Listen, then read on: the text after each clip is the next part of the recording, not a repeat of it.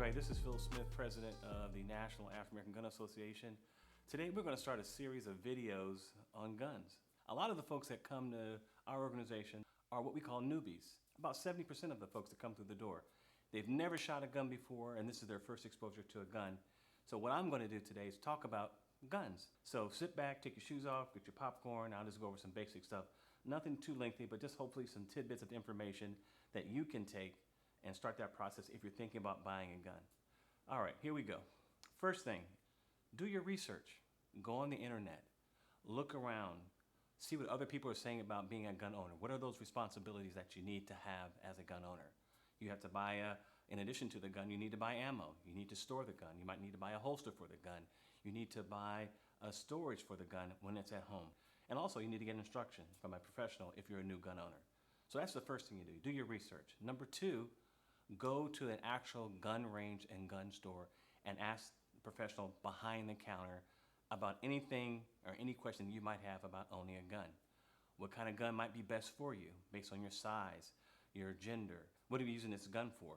Home self-defense, or you want to concealed carry or open carry out in the public? So ask all those questions to the person behind the counter who's a certified professional. Number three is to go ahead and make sure you have a chance to shoot that type of gun before you purchase it. If you're thinking about buying a Glock 19, rent a Glock 19 and shoot it, see how it feels.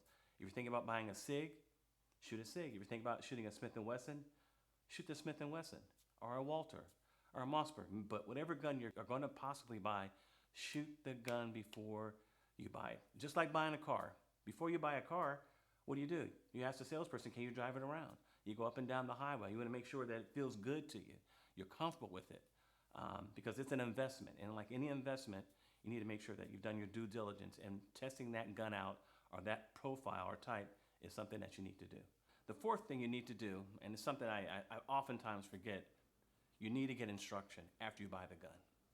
It makes no sense at all, to buy a gun, do the research, ask around, go through all these very detailed steps when you do your due diligence and not get instruction if you are a new gun owner.